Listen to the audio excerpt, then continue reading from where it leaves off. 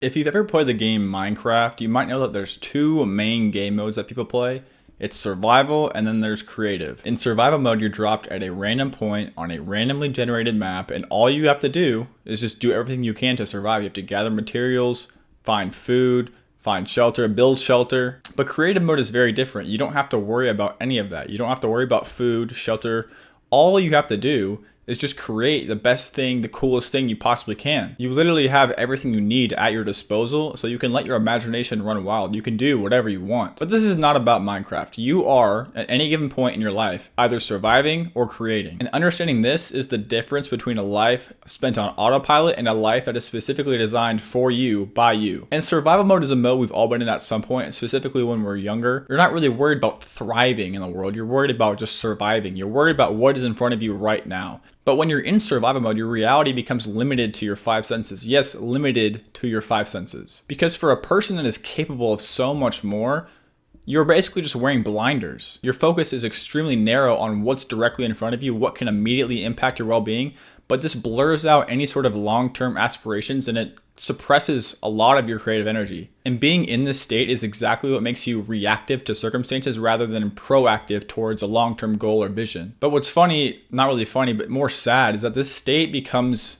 more than a phase for a lot of people. It becomes a chronic way of being. And it sounds crazy, but you can get trapped in a cycle of survival where all you are worried about is finding more problems, and that's how you live your life. But most of the time, people just aren't aware of this. And this is honestly one of the worst things that can happen to somebody. You're basically just in a self-sustaining loop of bad habits, and all you're doing is just staying in the same place. You're not really moving forward. You're also not moving backward. You're just staying still, going on one day to the next, simply existing. And the reason so many people fall into this trap is because society has laid out so many safe pathways that are designed to keep people alive but not necessarily fulfilled. All safe really means is that 99% of humans can follow it. It's a blueprint that is designed specifically so that the average, even below average human being can survive. Your existence in this state requires very little cognitive effort. And you might know someone like your parents or a friend that is stuck in this state, and you ask them how their day was after work or after school, and they're like, well, I survived. And that might sound like a lighthearted little joke, but it does speak volumes. Because deep down, there's some sort of resignation to the struggle. Like, they have accepted the fact that life is not something to be enjoyed, it is something to be endured. And that is very dangerous. When you say or think these things, you're kind of exposing a dangerous mindset. You're basically admitting to yourself and others that life is just tough, and the best you can do is survive. And don't get me wrong, life can be hard sometimes, but it is much easier when you're not focused on how hard it is. And this is what happens when you shift from that survival state to that creative state. But it is more than just a change in what you do.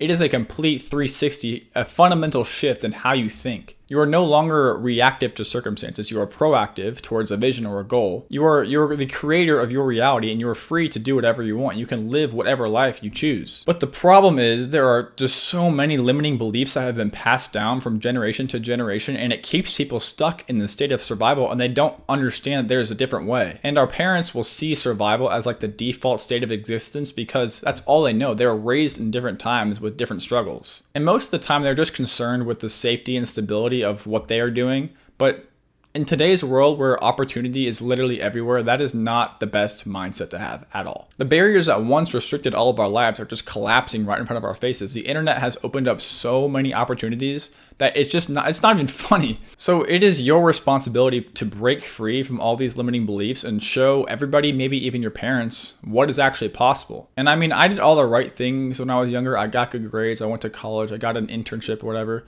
But it took that entire process for me to realize that what I was doing was not actually designing a life that I wanted to live. I was designing a life that was for somebody else, someone who was just content with surviving. There was just a moment in time when I was working this internship where I just started to question every single one of my life choices, because everything I had done up to that point was because of what everyone else had told me I should do.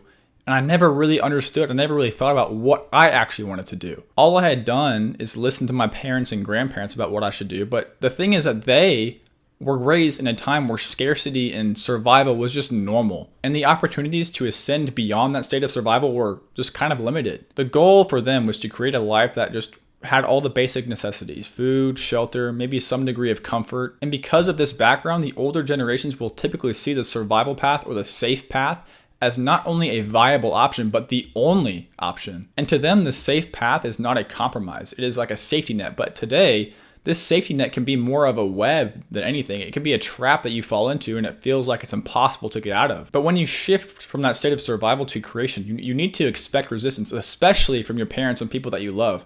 But this is a good sign. You have to understand that their skepticism is not a reflection of your capabilities. It is a reflection of their limitations and their beliefs. And I'm not kidding when I say that parental resistance is a very good sign that you're doing something right, because you are challenging the norm. You are challenging the status quo. You're beginning to break the cycle and forge a new path that allows you to do more than just survive. If you consider yourself a normal person that is okay with the safe route, that's fine. But I'm going to call it what it is. It is mediocrity disguised as practicality. And the safe path is not as risk-free as people say it is. You're just trading one set of risks for the other. So if you're in that survival state right now, your perspective is way too narrow. You need to widen it. You need to be able to see all of the different opportunities that you have in this lifetime. Everything you do, every single action you take must align with your ambitions, not what you fear. Because when you act out of fear, you're going to do things that you regret, and you're going to do things that don't align with who you are and what you want to do. So when you're faced with important decisions, you have to ask yourself, does this align with the life that I want or the life that I'm told to have? You just need to embrace your human instinct to create, okay? Like whether you're building a business, you're writing a book, everything you do should be a vessel for your creativity. Use your imagination to solve problems, build solutions, and carve out a life path that other people want to follow. Because the survival cycle won't break itself. You have to be the one to start it. You are the catalyst. And you can just start small if you need to. Take small steps. It doesn't matter how big that first step is. It just matters which direction it's going. So break free from those limiting beliefs, those generational fears, and start living a life that is aligned with where you want to go. You don't need the permission of anybody else except for yourself. Not your parents, not your friends, just you. You can do anything that you want. Trust me on that. Peace out.